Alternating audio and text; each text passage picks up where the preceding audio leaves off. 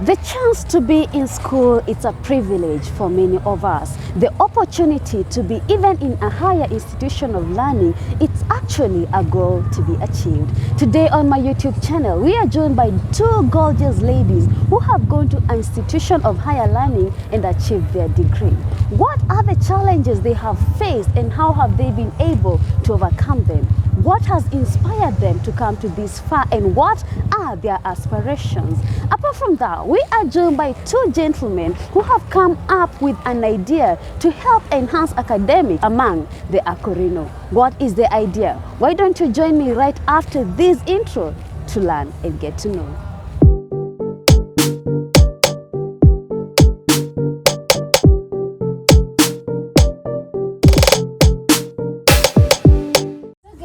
Welcome back to my YouTube channel. My name is Wangebi Mugoni, and just as I told you, today it's a special video because I'm joined by two gorgeous ladies who are going to share with us their academic journey so that you can be inspired and see that it is possible. So without taking much of the time, I'm going to get into this. Welcome so much. Thank you. And maybe we can start off with you. You tell us who you are. Tell us a bit about yourself. I'm Anne Elizabeth Njeri, Como, a student, an ex-student that is. I currently graduated from Kenyatta University. I was pursuing Bachelor of Science in Biochemistry, and so far it has been good. Wow, yeah. So how has the journey been for you? It was both exciting and challenging because basically being a AKURINU and getting to that level, it's not that easy.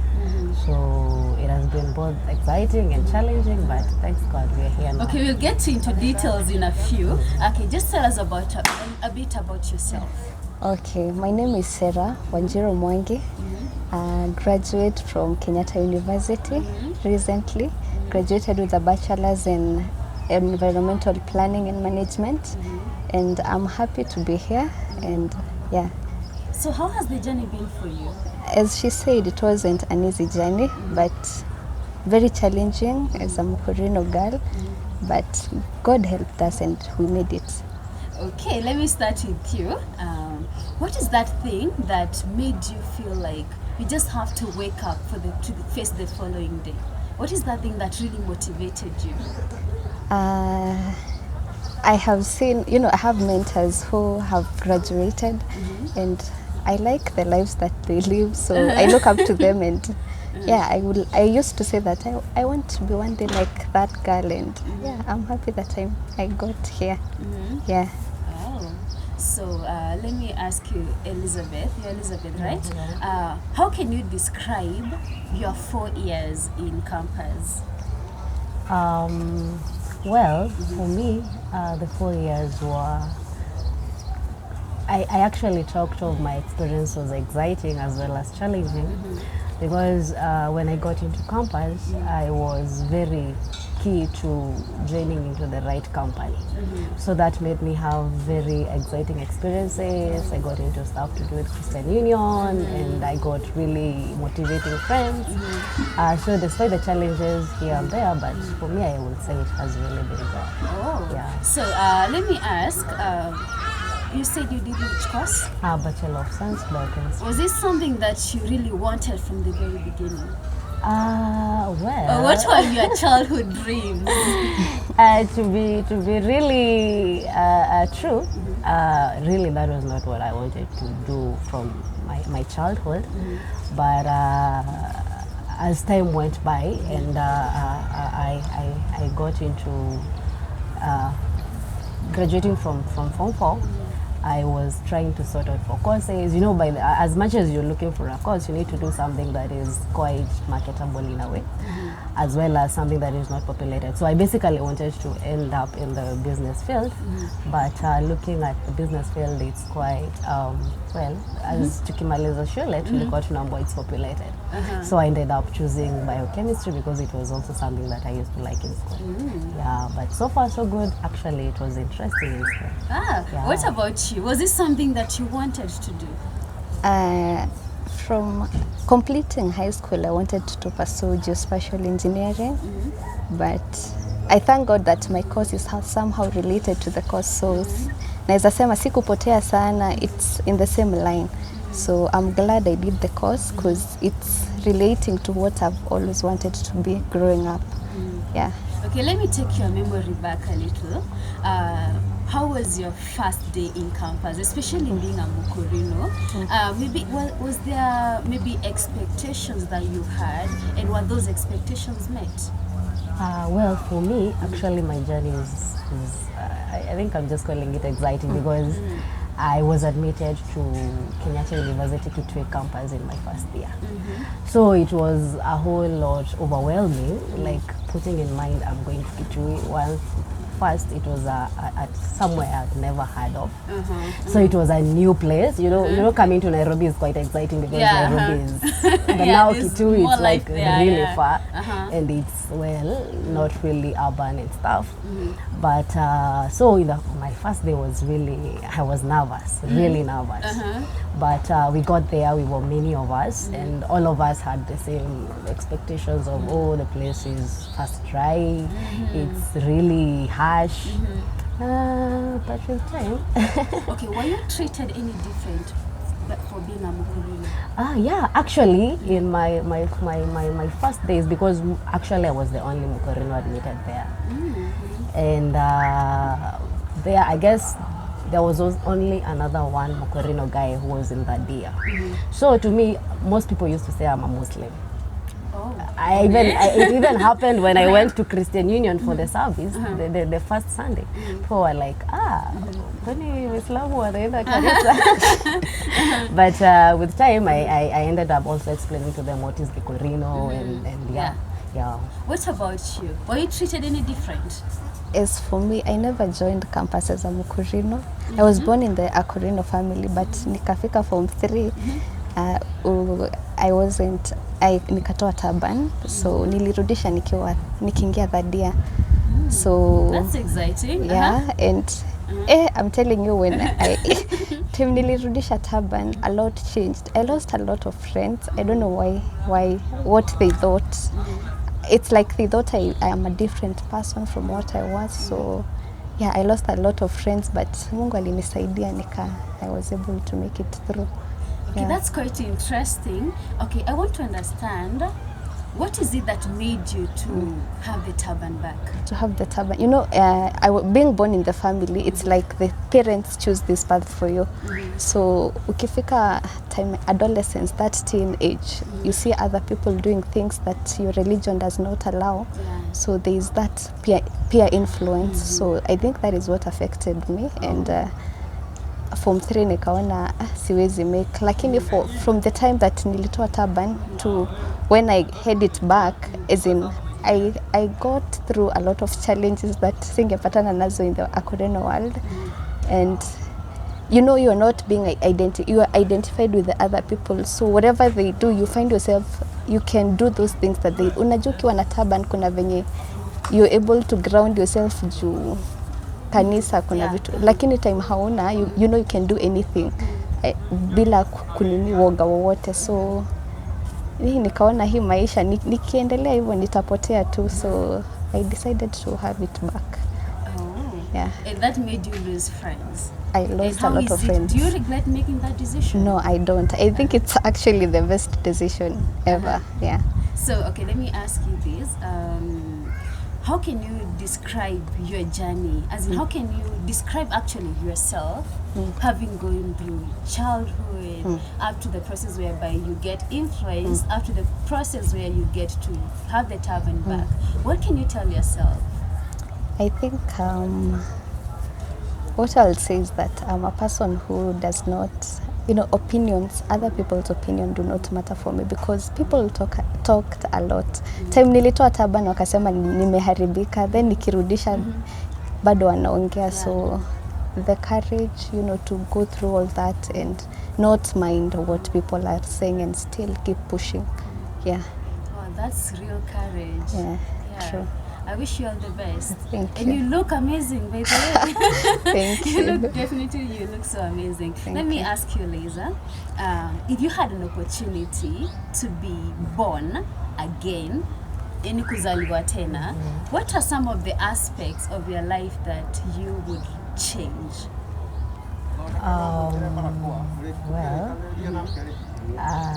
Well, they say change is inevitable, but for me, if there's something I've really learned in my life, is to never have regrets about anything. So I'll say, like, the way I have structured my life so far, I feel I wouldn't want to change a thing. Like, it's just okay the way it is. Because whatever I've gone through, maybe there are some experiences that I've experienced that I feel maybe I would have wanted it different. But by the end of the day, I come up with a lesson that makes me even move further and helps me to maneuver through other situations. So I wouldn't want to change So how would you describe yourself up to this level? Well, I'm one kind of a person who has, I always try to make a difference wherever I go. And I'm one person also who tries to really accommodate people. So that has helped me to fit into different places, and wherever I go, I'm always in place. Like, it's never easy, difficult for me to blend in any environment. Like, it's so easy for me. I'm also outgoing. I'm a person who is always optimistic about every situation, no matter what. And I'm always very ready and expectant of the next moment to see what it's gonna bring. Okay. What do you think are some of the challenges actually facing the AKURINU ladies, or maybe the gents, the youths? Well, maybe I'll talk of students because that is where I work. One, joining campus, it's never so easy. And there's a lot of influence, there's a lot of peer pressure. Like, I remember for me when I joined school, I was told there was a girl who had joined an year after previously, and as she was getting to 1.2, she had already removed her turban. So there were actually people, especially guys out there talking, they used to say, oh, hata ni kidogo tu next time atakuwa ametoa. And I think that is actually something that really motivated me to keep my turban. Because like, no, who are you guys? I need to prove them wrong. So actually at some point, that really helped me to stand strong. Another thing that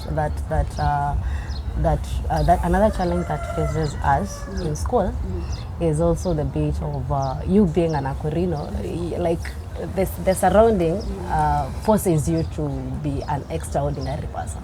Like, you have to do your assignments on time, because like, if you don't do your assignments on time, it's just weird. You have to work with the right company. You have to participate in the right things. So it at some point, if you're a person who is like so hyper and stuff, you might feel some limitation. But by the end of the day, actually that helps you, because you end up falling into the right company, and you end up living a life that by the end of the day you'll not have regrets. So there are a lot of challenges, but it's a matter of just knowing yourself and knowing who you are and why you are that.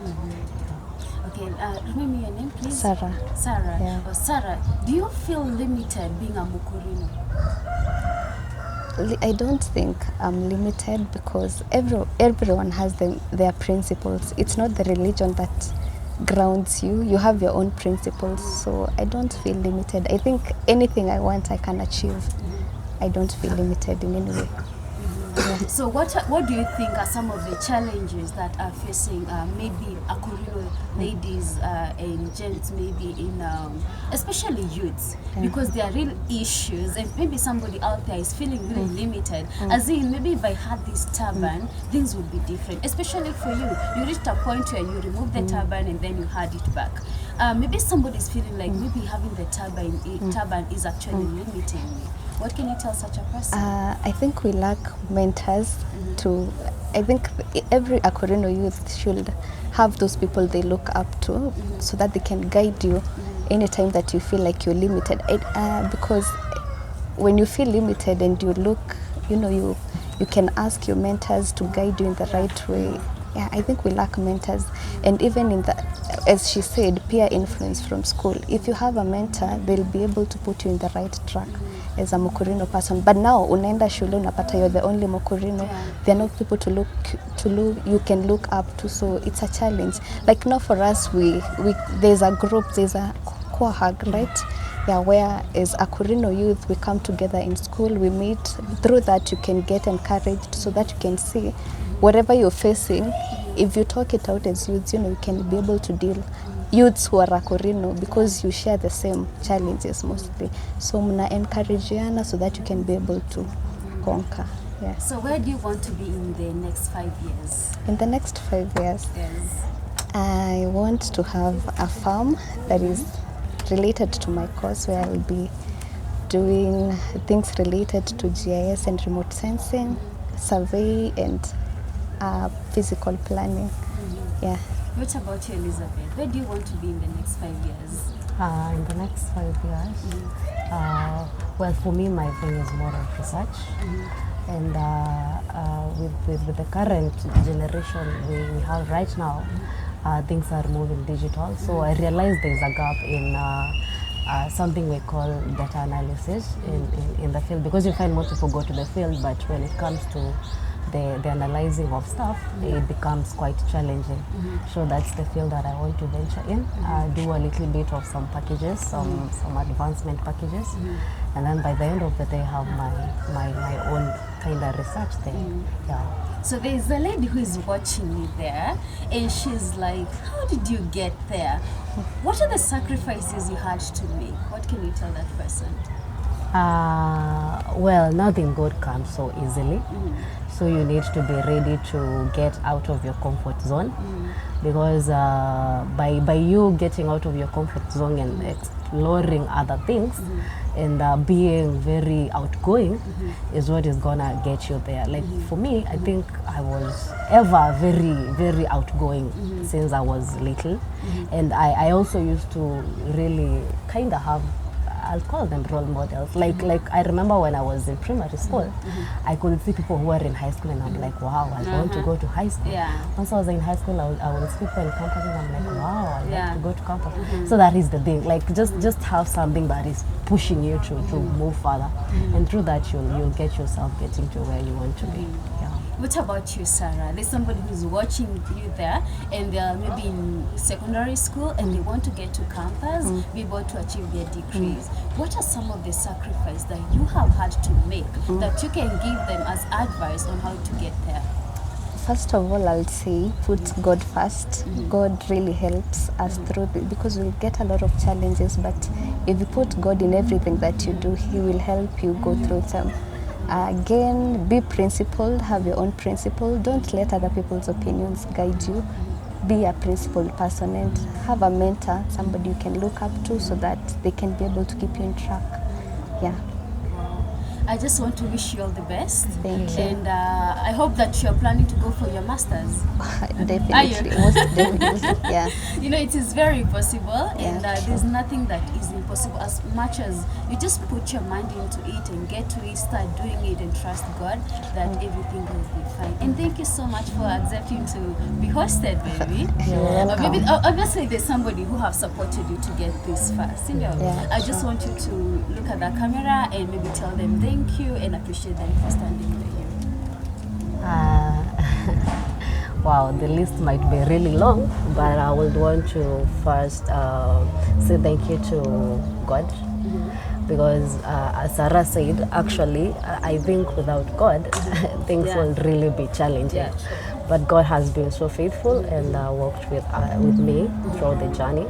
Secondly is to my parents, my mom, Paris, my dad, Ruben.